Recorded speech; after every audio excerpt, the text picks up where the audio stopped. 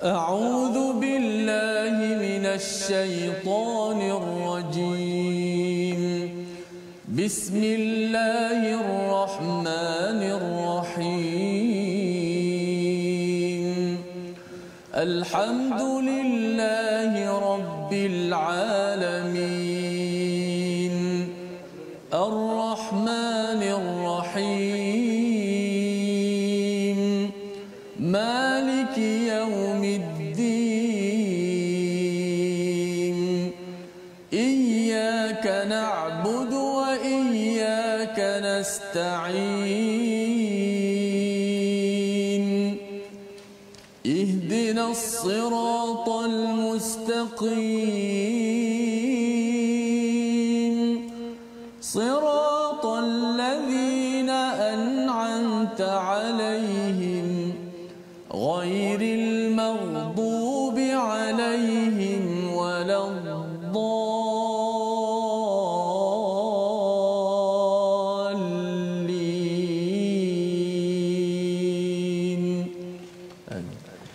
Assalamualaikum warahmatullahi wabarakatuh. Alhamdulillah wassalatu wassalamu ala Rasulillah wa ala alihi wa man wala syada la ilaha illallah syadana Muhammadan abduhu wa rasuluhu. Allahumma salli ala sayidina Muhammad wa ala alihi wa sahbihi ajma'in. Amma ba'du. Apa khabar tuan-tuan dan puan yang dirahmati Allah sekalian? Dengan penuh ceria pada pagi Jumaat yang penuh barakah ini kita memanjatkan kesyukuran pada Allah Subhanahu wa taala. Alhamdulillahillazi anzala ala 'abdihil kitaba wa lam yaj'al lahu 'iwaja. Itulah ayat yang kita bacakan pada awal surah Al-Kahfi. Disunnahkan kita membacanya pada Jumaat untuk kita memuji Allah. Allah turunkan kitab kepada hamba-Nya yang tidak ada bengkok dalamnya, meluruskan cara berfikir kita, meluruskan cara berperasaan kita. Ketika menghadapi lockdown pada waktu ini, kita perlu luruskan pemikiran kita, kita perlu luruskan perasaan kita. Untuk apa? Agar dipimpin lurus sampai ke syurga Allah Subhanahu Wa Taala. Orang yang nak ke syurga mesti meluruskan dengan nilai daripada Alkitab yang diturunkan oleh Allah Subhanahu Wa Taala. Pada hari ini kita bersyukur bersama dengan Ustaz Tirmizi Ali. Apa khabar Ustaz? Alhamdulillah, baik. Alhamdulillah ya, pada pagi Jumaat penuh barakah ini. Hari ini Ustaz jadi khatib tu nampaknya ya. Lepas habis ni terus jalan ya. Insya-Allah. Okay, masya-Allah. Jadi pada tuan-tuan, kita jemput untuk kita mulakan dengan doa ringkas kita. Subhanakala ilma lana illa ma 'allamtana innaka antal alimul hakim. Rabbi zidni ilma. Dan jemput kepada tuan-tuan untuk share di Facebook untuk sama-sama kita beritahu pada kawan-kawan yang lain bahawa hari Jumaat jom kita baca Quran pada halaman 218 surah Yunus, surah pada juz yang ke-11 pada hari ini. Mari kita lihat kepada ringkasan pada halaman 218. Bermula daripada ayat yang ke-79, kita akan melihat kepada bahagian yang kedua tentang kisah Nabi Musa bersama dengan Firaun. Apa kata Firaun yang menentang Nabi Musa dan apa kaitan dengan kita pada tahun 2021 ini ya, sehingga ayat yang ke-82. Kemudian bahagian yang ketiga, berimannya sekelompok zuriyah daripada Bani Israel kepada dakwah Nabi Musa alaihi salam. Ya, ada yang beriman tetapi ramainya tidak percaya kepada apa yang dibawakan oleh Nabi Musa. Dan pada ayat 88 satu doa yang kita akan lihat iaitu sumpah serapah ya, lebih kurang macam doa untuk menghancurkan kepada musuh. Ini hanya kalau kita tengok pada Nabi Nuh semalam diujarkan ketika di hujung dakwah, sama juga ketika bersama dengan Firaun ini, ketika dah cakap elok-elok semuanya tak boleh pakai, malah mereka menyerang lagi. Maka inilah yang diabadikan pada ayat 88 yang kita akan baca pada hari ini insya-Allah. Jadi mari sama-sama kita mulakan dengan ayat 79 hingga ayat 86 daripada halaman 218 bersama Ustaz Tirmizi Ali. Silakan Ustaz. Terima kasih kepada Ustaz Fazrul. Penonton sahabat-sahabat Al-Quran, alhamdulillah wassalatu wassalamu ala Rasulillah wa ala alihi wa sahbihi wa mawala. Amma ba', apa semua mudah-mudahan dalam keadaan sihat wal afiat insya-Allah.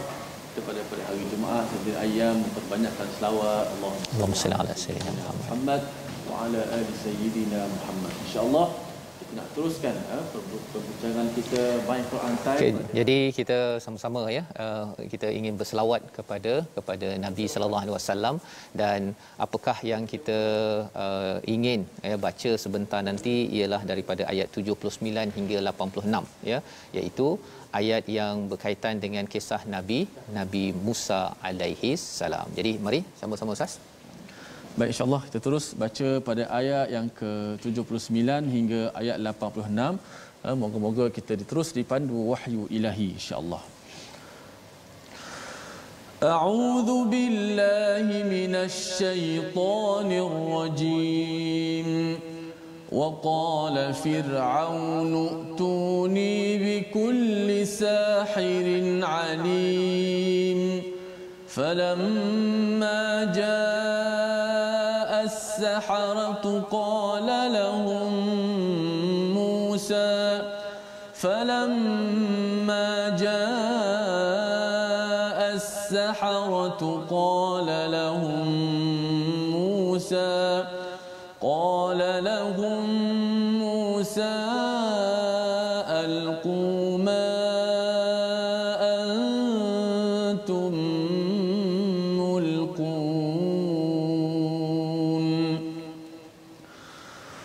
فلما ألقوا قال موسى ما جئتم به السحر إن الله سيبطله إن الله لا يصلح عمل المفسدين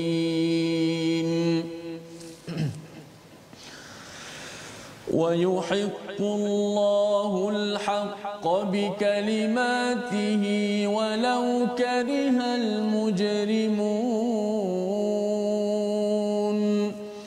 فما آمن لموسى إلا ذرية من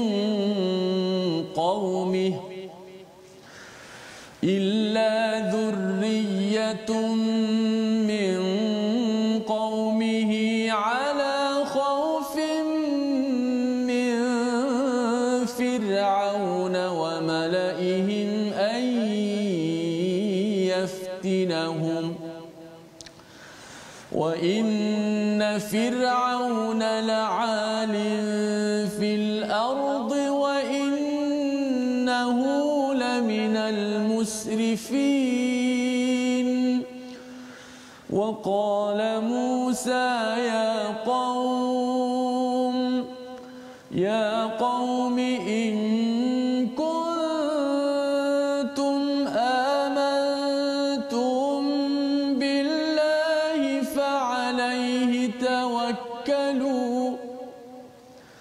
فعليه توكلوا إن كنتم مسلمين فقالوا على الله توكلنا ربنا لا تجعلنا فتنة للقوم الظالمين ونجنا برحمتك من القوم الكافرين. صدق الله العظيم. Surah Al-Azim, gitulah bacaan daripada ayat 79 hingga 86 untuk kita menyambung bahagian yang kedua daripada kisah Nabi Musa untuk kita ambil pelajaran ya. Kalau kita lihat pada surah Yunus ini adalah banyak berkaitan dengan tauhid, berkaitan dengan akhlak, berkaitan dengan kisah. Kisah ini membawakan nilai-nilai yang perlu kita ambil perhatian. Waqala Fir'aun, berkatalah Fir'aun ya, kalau kita sambung daripada ayat semalam, iaitu bila bercakap tentang Nabi Musa ini dibangkitkan untuk mengingatkan kepada kebenaran ya. Kalau ayat 86 ataupun 76 semalam dinyatakan falamma ja'ahumul haq min indina qalu inna hadza lasihrun mubin.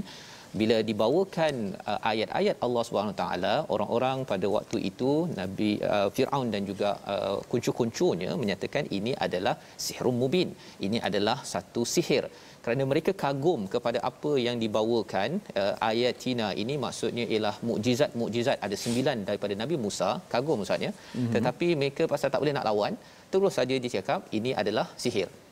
Ya, ini dibuat oleh orang-orang pada zaman Firaun, dibuat juga oleh orang-orang musyrik di Mekah, dan ianya sepanjang sejarah bila kagum tak boleh lawan dengan hujah, maka digelar sebagai sihir.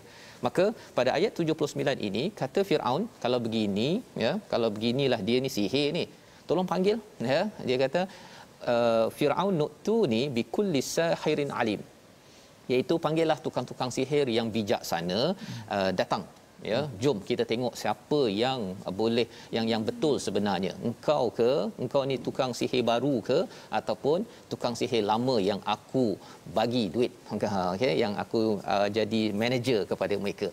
Jadi ini pada ayat 79. Falamma ja'as saharatu, ya, bila datang ahli sihir itu, kata Nabi Musa, sila lemparkan ma antum mulqun, apa yang kamu hendak lemparkan. Jadi Nabi Musa suruh mereka lemparkan dahulu kebatilan yang ada. Ya, ini juga kaedah pada zaman Nabi Muhammad.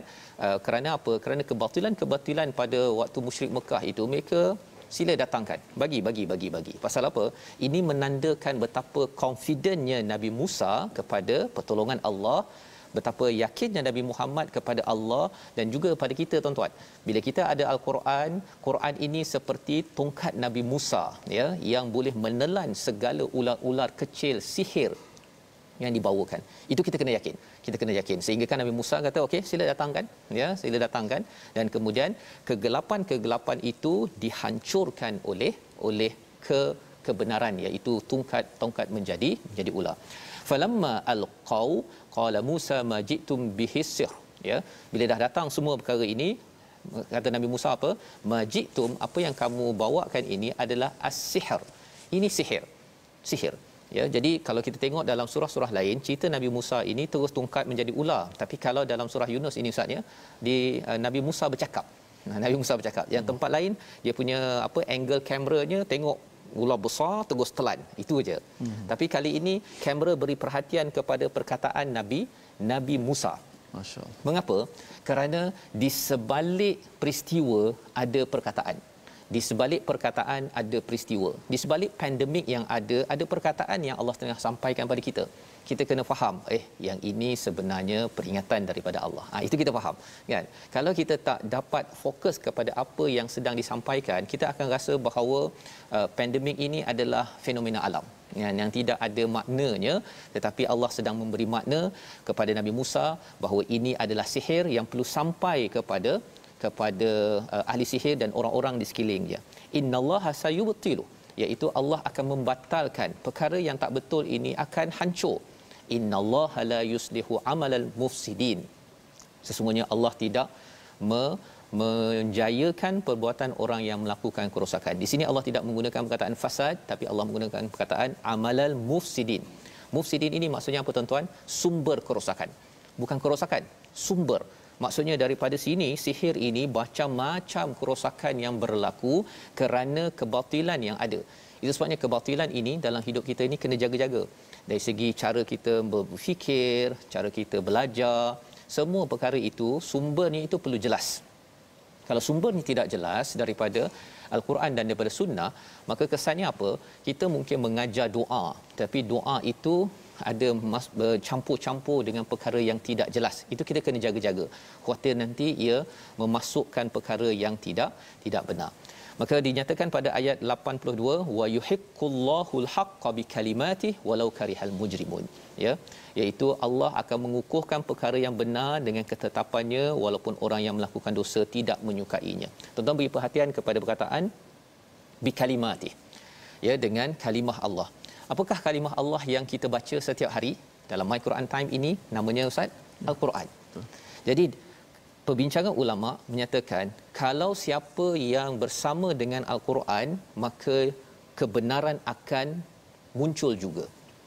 Jadi maksudnya ialah bila kita selalu baca Quran, kita perjuangkan Al-Quran, dia seperti Nabi Musa memperjuangkan kebenaran dan akhirnya mukjizat itu akan push kebenaran itu sehingga orang rasa fikir tak mungkin kot yang ular ni, yang tongkat jadi ular ini adalah sihir. Tak mungkin pasal dia boleh makan ular-ular lain. Kalau magic, kalau sihir, dia ular-ular itu dia tak boleh makan sesama sendiri. Dia boleh muncul begitu-begitu sahaja. Itu bagi orang yang berilmu menganalisis peristiwa pada waktu itu. Maka Quran akan memenangkan walau dibenci oleh orang-orang yang berdosa. Mujrimun adalah pendosa. Yang kita bincang sebelum ini, kalau orang tu membunuh, orang tu menipu, ini adalah mujrimun. Mujrimun dia tak suka maksudnya. Pasal mujrimun dia tak suka kalau katakan orang tegur dia buat silap ataupun kamu kena buang rasuah ataupun kamu kena baiki keadaan, dia tak suka. Pasal pada waktu ini mereka mendapat bahagian habuan daripada Firaun, termasuklah kepada ahli-ahli sihir dan juga malak pemerintah ataupun orang yang influencer pada waktu itu. Maka pada ayat 83 kita nak sambung lagi. Fama amana li Musa illa zurriyatun min qaumih.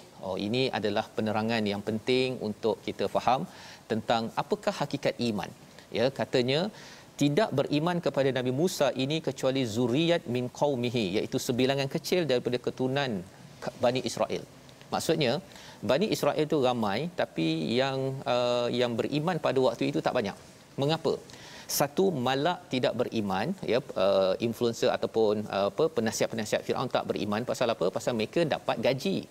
Jadi kalau mereka beriman pada Nabi Musa, gaji habis, pangkat habis. Itu satu. Tetapi di kalangan Bani Israel, orang-orang tua saatnya, orang-orang tua dan juga ramai yang tidak mau beriman, pasal kalau beriman nanti kena kejar dengan Firaun. Allah. Ya, itu istilahnya ala khaufim min fir'aun wa malaihim an yaftinahum, dan mereka akan dikejar, akan disiksa. Jadi mereka kata tak payahlah beriman kepada, nanti kita punya allowance kita tak dapat, kena potong, ya. Jadi ini adalah ujian yang besar kepada zuriyah, ya, orang-orang muda pada waktu itu. Tetapi menariknya perbincangan ulama, ramai daripada kumpulan zuriyat itu highlightnya adalah kepada orang muda. Apa kaitannya? Pasal orang muda dia boleh mengambil suatu perkara yang berbeza sudut pandangnya, ya. Bukan maksudnya kalau katakan tuan-tuan orang yang dah berumur 70 80 itu tidak termasuk dalam ini, tetapi ideanya ialah kalau kita bersedia berubah untuk islah, maka itulah yang digelar sebagai orang yang zurriyyatun min qaumihi, iaitu sebahagian daripada orang-orang muda yang boleh menerima idea kebenaran pada waktu itu. Dan di sini wa inna fir'auna la'alim fil ard wa innahu laminal musrifin, ayat 83 di hujung itu, memang Firaun ini memang dia ni tinggi, maksudnya benar-benar bermaharajalela. La'ala tu, la'alin itu dia bermaharajalela, dia memang kawal semua perkara, ya, wa innahu laminal musrifin, dan dia memang melampau batas, membunuhnya, merampasnya, segala-gala perkara tersebut berlaku pada waktu itu. Apa pelajaran untuk kita, tuan-tuan? Kita dapat Al-Quran sekarang ini, kita bersyukur kerana apa? Kerana kita tidak seperti zaman Nabi Muhammad sallallahu alaihi wasallam. Tetapi ada juga kawan-kawan kita di Uga ataupun di Palestin yang mengalami peristiwa yang lebih kurang sama. Yang itu yang kita ingin terus memahami peristiwa ini untuk kita ambil pelajaran bersama. Kita baca ayat 84 sekali lagi bersama Ustaz Tirmizi. Baik, terima kasih Fadil Ustaz Fazrul. Kita nak baca ayat 84. Saya melihat ramai sahabat di Facebook tag nama masing-masing Ustaz, menyebarkan My Quran Time kita pada hari Jumaat ni. Allahumma salli ala sayyidina Muhammad. Ustaz Tirmizi Abdul Rahman pun bersama dengan kita. Ada, ya. Masya-Allah. Masya-Allah. Baik, kita nak terus baca ayat 84 Ustaz. Ya, 84. Berkenaan dengan apa ni Ustaz? Ini sebenarnya bagi satu kumpulan yang kecil tu, dia beriman. Sebenarnya bila iman, kesannya tawakal makin tinggi pada Allah. Bila tawakal tinggi pada Allah ni, mereka takut-takut juga, tetapi mereka ini tidak mudah stres. Ya, tidak mudah stres dan tidak mudah diganggu oleh Firaun yang memang bermaharajalela. Baik, Allah. Baik, saya pilih irama ras pada ayat 84 ini secara mujawab insya-Allah. Auzubillahi minasyaitanir rajim. وقال موسى يا قوم إن كنتم آمنتم بالله فعليه توكلوا إن كنتم مسلمين. صدق الله العظيم. Dan Musa berkata, wahai kaumku, apabila kamu beriman kepada Allah, maka bertawakallah kepadanya jika kamu benar-benar orang yang berserah diri kepada Allah Subhanahu Wa Taala. Jadi Nabi Musa mengingatkan, kalau kamu beriman, maka tawakal kepada Allah. Jangan tawakal kepada siapa? Kepada Nabi Musa. Jangan tawakal kepada manusia. Jangan tawakal kepada Firaun, kerana Firaun memang bermaharajalela. Dan kalau katakan kamu tawakal pada dia, nanti kamu rasakan bahawa rezeki daripada dia, segala-galanya daripada dia, kamu akan takut untuk kembali beriman kepada Allah Subhanahu Wa Taala. Jadi respon daripada pemuda-pemuda kaum yang beriman ini, dia kata dalam ayat yang ke-85, ya, faqalu 'ala Allah tawakkalna, kami mereka bercakap kami bertawakal pada Allah. Rabbana, mereka ada doa, la taj'alna fitnatan lil qaumil zalimin, janganlah engkau jadikan kami fitnah kepada kaum yang zalim. Apa maksudnya doa ini? Doa ini kita pun kena baca sama-sama tuan-tuan, ya. Banyakkan membaca. Kerana apa? Dalam ayat ini, dalam doa ini, mereka bertawakal. Alallahi tawakkalna, kami bertawakal. Selepas tawakal diikuti dengan doa. Itu antara adab dalam kita berdoa, ustaz, ya. Kita tawakal, bergantung hanya pada Allah dan kemudian berdoa. Ya, tuan-tuan nak ambil vaksin contohnya kan, tawakal kepada Allah dan berdoa, ya Allah, jadikanlah keselamatan pada vaksin yang ustaz dah ambil. Kan, okey, baru ambil ustaz, ya. Ustaz dah ambil lama dah. Dah ambil lama. Kan, alhamdulillah. Jadi ustaz dah ambil. Jadi ini cara berdoa yang membawa kepada perkataan pilihan kita pada hari ini. Kita saksikan.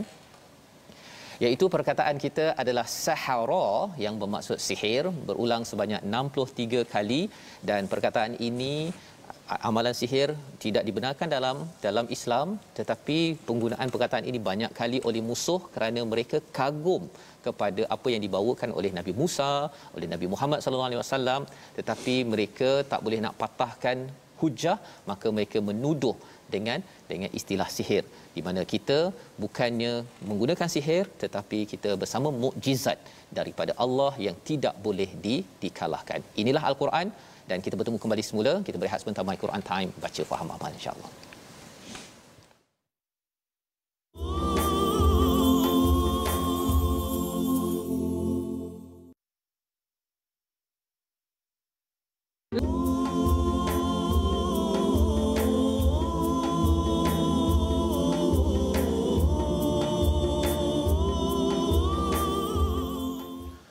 Sallu ala nabiyil adnan. Jom sama-sama kita berselawat. Allahumma salli ala Muhammad wa ala ali Muhammad. Terima kasih kepada semua penonton-penonton, sahabat-sahabat Al-Quran, kerana sentiasa istiqamah dalam My Quran Time, baca faham amal. Tadi ada komen saya terlihat tadi daripada Nur Hayati Muhammad, bersyukur dapat Al-Quran, katanya.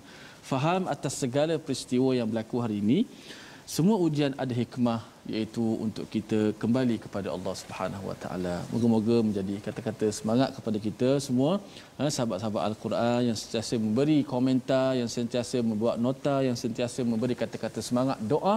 Mudah-mudahan kita terus bersemangat, dan ucapan tahniah juga Ustaz kepada anak-anak kita yang telah berjaya dalam SPM. Kepada yang berjaya, alhamdulillah, tahniah, teruskan perjuangan. Ustaz kata kita kena sentiasa berubah, maksud bergerak, tidak boleh pada takut yang sama. Pada yang kurang bernasib baik sedikit, jangan risau, kerana ada aturan-aturan. Yang penting kita terus istiqamah dengan Al-Quran, insya-Allah Allah Taala beri yang terbaik untuk kita semua. Baik, kita nak belajar sikit tajwid pada hari ini. Kita berada ulang kaji pada hukum nun dan mim yang bersabdu. Nun musyaddadah dan mim musyaddadah. Nun dan mim bersabdu. Yang mana hukum nun dan mim yang bersabdu ni ataupun tasydid, bila kita jumpa saja nun dan mim yang ada tasydid di atasnya, kita kena membacanya secara gunnah. Dan gunnah ini adalah gunnah yang sempurna. nun yang ada sabdu. Inna lamma, contoh. Caranya kita panjangkan sedikit gunnah itu, sekira-kiranya 2 harakat dan juga mengikut tempo kadar kelajuan bacaan kita. Kalau kita baca laju tu, kiraan tu agak lajulah. Kalau kita baca dalam keadaan lambat, maka kiraan tu dia lambat sedikit, mengikut tempo ataupun kadar kelajuan bacaan kita. Kita lihat contoh dalam ayat yang kita baca sebentar tadi, ada beberapa tempat hukum nun dan juga mim yang bersabdu. Pertama sekali pada ayat yang ke-80. Falamma jaa as-saharatu falamma jaa, contoh, mim itu dirunnahkan dan dipanjangkan runnahnya. Kemudian contoh yang kedua, pada slide yang seterusnya, ayat yang ke-81, falamma alqaw qala Musa, falamma alqaw qala Musa, mim yang bersabdu. Kemudian contoh pada ayat 81, ayat yang sama juga, selepas tu ada innallah, nun yang bersabdu ataupun bertasydid, nun musyaddadah, maka kita kena bacanya dengan dengung, dengan kadar 2 harakat. Innallaha sayubtiluh, innallaha sayubtiluh. Kemudian pada ayat yang 81 juga, di hujung itu, innallaha la yuslihu amalal mufsidin. Inna, jangan kita baca innallaha la, innallah, mana kita tidak mencukupkan kadar gunnah itu. Walaupun kita baca dalam keadaan laju, katakan kita nak baca dengan hadat, dengan tingkatan yang paling cepat, pun kita kena jaga gunnah. Innallah, innal ladzina kafaru sawaa'un 'alaihim inna lamma, contoh, tetap dirunnahkan. Wallahu a'lam.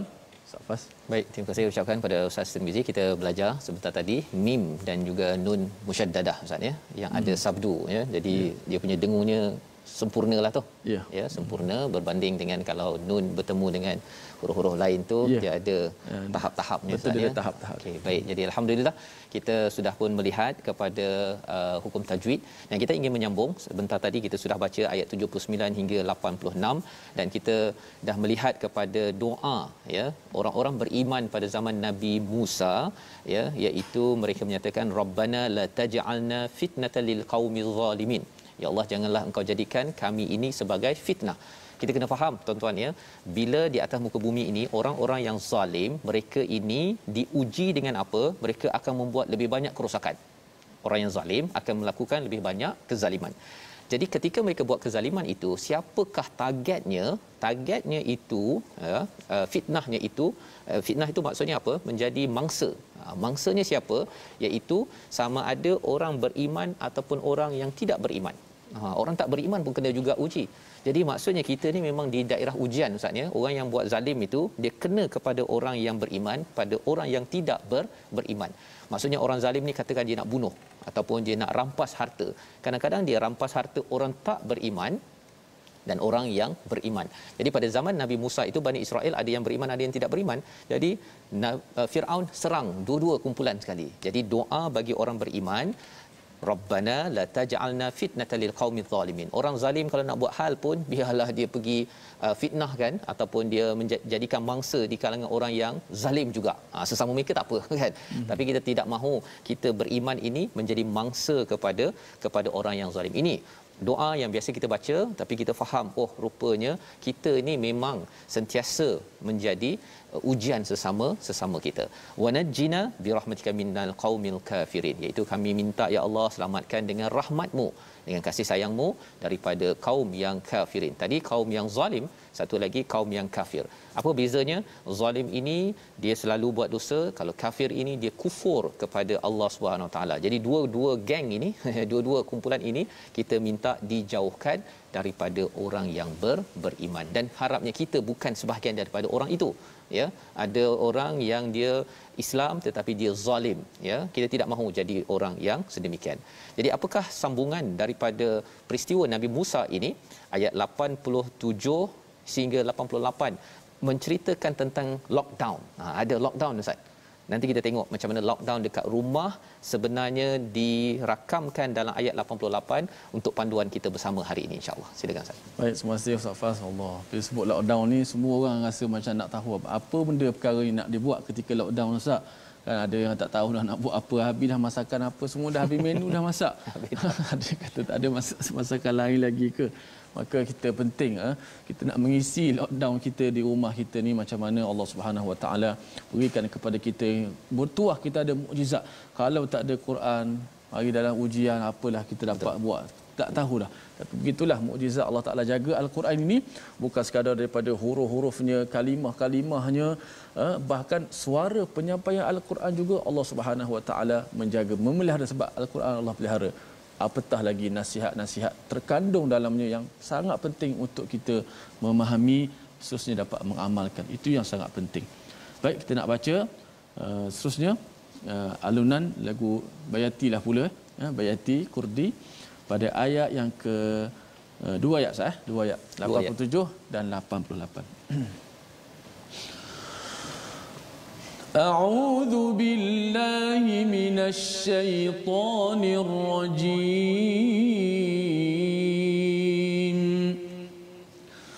وأوحينا إلى موسى وأخيه أن تبوأ لقومكما بمصر بيوتا وَاجْعَلُوا بُيُوتَكُمْ قِبْلَةً وَأَقِيمُوا الصَّلَاةَ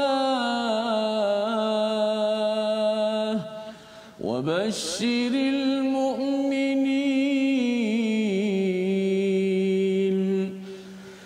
وَقَالَ مُوسَى رَبَّنَا إِنَّكَ آتَيْتَ ربنا إنك آتيت فرعون وملأه زينة وأموالا في الحياة الدنيا ربنا ليضلوا عن سبيلك ربنا اطمس على أموالهم واشدد على قلوبهم فلا يؤمنوا حتى يروا العذاب الأليم.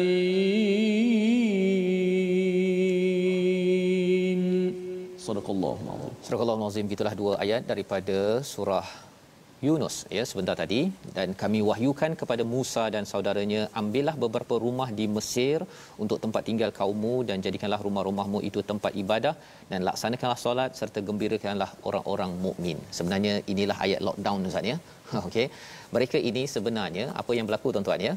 Ketika mereka sudah pun bertemu dengan Firaun dah kumpulkan kuncu-kuncunya, ahli sihirnya, maka pada waktu ini kalau kita lihat kepada surah sebelum ini, ya, banyak kisah Nabi Musa, ahli sihir ini dia beriman, Ustaz.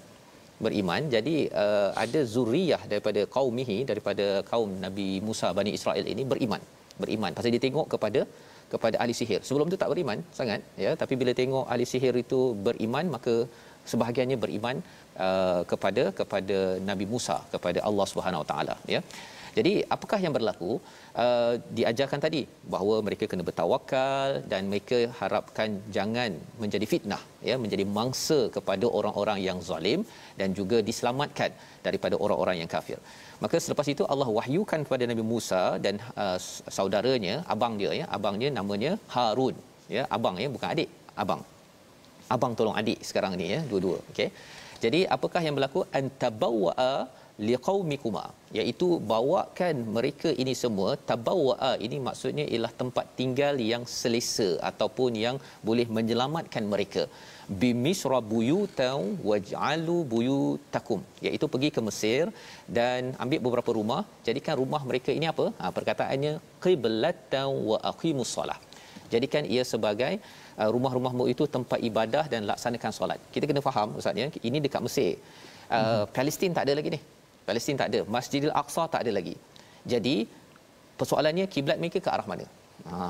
Kiblat mereka ke arah mana? Perbincangan ulama, kiblat mereka ialah menuju ke Masjidil Haram. Pasal Nabi Ibrahim lebih awal, Nabi Musa lepas tu barulah peristiwa Nabi Musa masuk kepada Masjidil Haram dan akhirnya terbina perkara ini. Jadi nak ceritanya ialah mereka ini diminta untuk berada di rumah dan sembahyang dekat mana? Sembahyang dekat mana ustaz? Dalam rumah. Jadi ini adalah aktiviti lockdown mereka.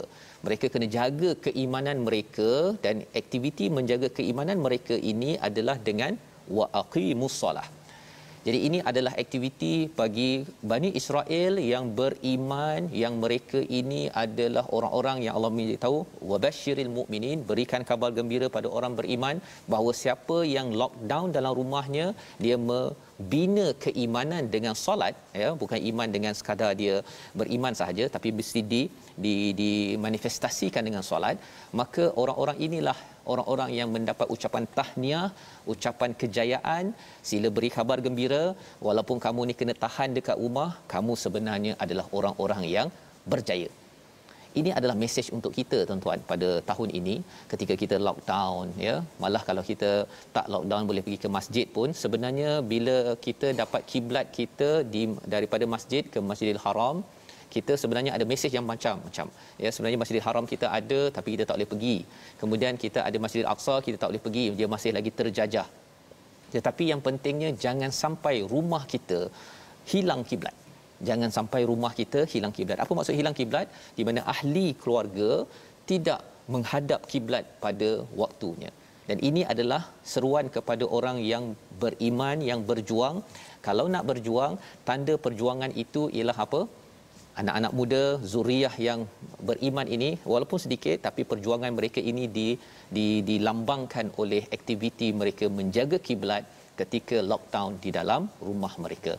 Dan ketika Nabi Musa sudah berusaha dan berusaha, seperti mana Nabi Nuh itu berusaha di hujung peristiwa usaha mereka itu, bila Nabi Musa melihat ayat yang ke-88, Nabi Musa berkata, "Ya Tuhan kami, Engkau telah memberikan kepada Firaun dan para pembesar kaumnya perhiasan dan harta kekayaan dalam kehidupan dunia." Nabi Musa nampak kan, mereka ni ada perhiasan macam-macam, mereka ni ada amwal, mereka ni ada harta fil hayatid dunia ustaz ya. Okey ke tak okey? Okey, tak ada masalah. Tetapi Tuhanku, Tuhan kami, liyudillu an sabilik, mereka menyesatkan jalan kehidupan manusia-manusia yang ada. Jadi Nabi Musa mengadu kepada Allah Subhanahu Wa Taala. Nabi Musa nak selamatkan pada Bani Israel, pada semua mereka, tetapi ada orang yang menyesatkan. Dalam konteks sekarang kita ada nampak orang yang ada perhiasan, ada pangkat, ada kereta, ada harta, ada macam-macam tetapi rupa-rupanya mereka tidak membawa kepada Allah Subhanahu Wa Taala. Maka doa Nabi Musa, Rabbana tu'mith ala amwalihim washdud ala qulubihim. Ini ganas dia punya doanya ustaz ya. Tapi sekali lagi doa ini macam doa spare tayar yang kita bincang semalam tayar spare, iaitu jangan kita guna baru mula kita ajak kawan kita pertama je baca Quran, dia tak nak je kita terus doa, ya Allah dia ni ada harta, tolong hancurkan harta dia, tolong kunci hati dia, jangan begitu. Nabi Musa sudah banyak kali tetapi masih lagi mereka ini degil, malah mereka menyerang. Firaun menyerang kepada orang-orang yang beriman, maka Nabi Musa berdoa washdud ala qulubihim, tolong kunci hati mereka ini, fala yu'minu hatta yarawul adzabal alim, janganlah dia beriman sampai dia lihat azab yang tidak terperi. Inilah yang akhirnya Allah jawab. Besok kita akan tengok kepada apa jawapan Allah. Allah jawab. Pasal apa? Bila kita tengok doa ni, nampaknya doa ni patut ke kita doakan orang ni hancur? Sebenarnya satu syaratnya tuan-tuan, di hujung. Di hujung itu apa tanda hujung? Bila orang itu menyerang balik kepada orang beriman.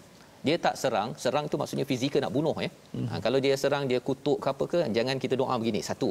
Yang keduanya ialah bila Nabi mula berdoa begini, ini tahap kehancuran bagi umat.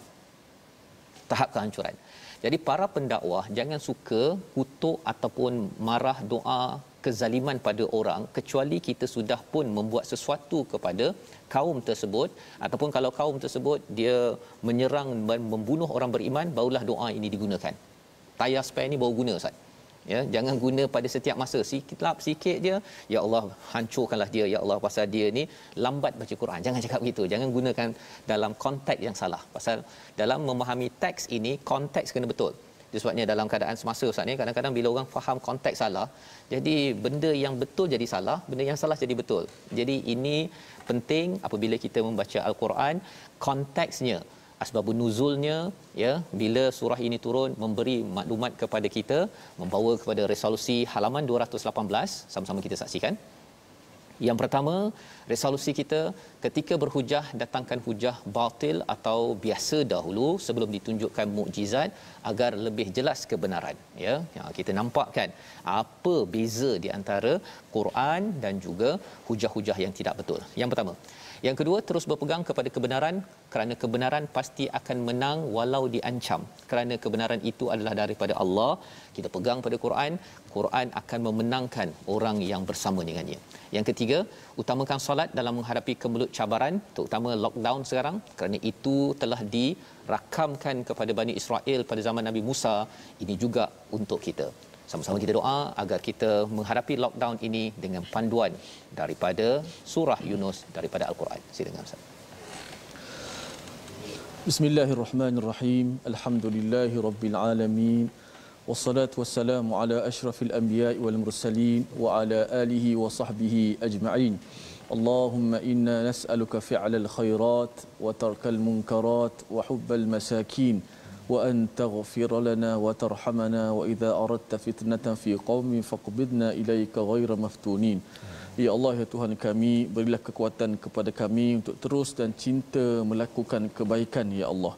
Ya Allah, campakkanlah dalam hati kami perasaan benci kepada maksiat, benci kepada kemungkaran, ya Allah. Ya Allah, berilah kekuatan kepada kami untuk kami menghadapi ujian ini, ya Allah, dengan sentiasa dekat kepadamu, ya Allah, dengan sentiasa membaca ayat-ayat-Mu, ya Allah, memahami kalam-Mu dan mengamalkan akan isi kandungan Al-Quran, ya Allah. Ya Allah, Kau kurniakanlah kesabaran di atas diri-diri kami dan seluruh ahli keluarga kami, ya Allah, dalam menghadapi ujian ini, ya Allah. Ya Allah, berikanlah ganjaran pahala kepada kami, ya Allah. Perbanyakkanlah kebaikan untuk kami, ya Allah. Ya Allah, berkurniakanlah kepada kami istiqamah berada di atas jalan yang benar, ya Allah. Ya Allah, ampunkanlah segala salah silap kami ini, ya Allah. Ya Allah, Kau terimalah taubat kami ini, ya Allah. Allahumma taqabbal minna Ramadan. Allahumma taqabbal minna Ramadan. Ya Allah, terimalah Ramadan kami. Ya Allah, terimalah amalan kami di bulan Ramadan yang lalu, ya Allah. Ya Allah, kami berazam, ya Allah, untuk bertemu sekali lagi pada bulan Ramadan yang akan datang, ya Allah, dan berazam untuk melakukan lebih baik daripada ini, ya Allah. Oleh itu, ya Allah, sampaikanlah kepada kami di bulan Ramadan, ya Allah. Amin ya rabbal alamin. Walhamdulillah. Amin ya rabbal alamin. Moga-moga Allah mengabulkan doa kita, tuan-tuan sekalian, agar Allah selamatkan kita sebagaimana Allah selamatkan Bani Israel itu ketika lockdown, mereka penuhkan dengan solat. Inilah yang kita ingin sebarkan dalam tabung gerakan Al-Quran sebagai nilai daripada Al-Quran dimanifestasikan ketika lockdown ini. Banyakkan amal, banyakkan beramal, dan salah satu amalnya adalah solat, dan juga kita membanyakkan infak kita. Moga-moga dengan lockdown kita pada kali ini, kita makin dekat dengan Allah dan Allah selamatkan. Itu peristiwa yang kita akan lihat pada hari esok pada halaman 219. Kita bertemu dalam siaran ulangan. Jaga kesihatan kita dan pastikan kita jaga juga kesihatan dalaman dan luaran kita, Ustaz, ya, dengan mengambil vaksin. Moga-moga tuan-tuan diberikan keamanan dan panduan daripada Allah Subhanahu Wa Taala. Jadi insya-Allah tahniah diucapkan pada semua yang terus berusaha dalam tawakal yang tinggi, berdoa pada Allah. Kita bertemu dalam My Quran Time, baca, faham, amal, insya-Allah.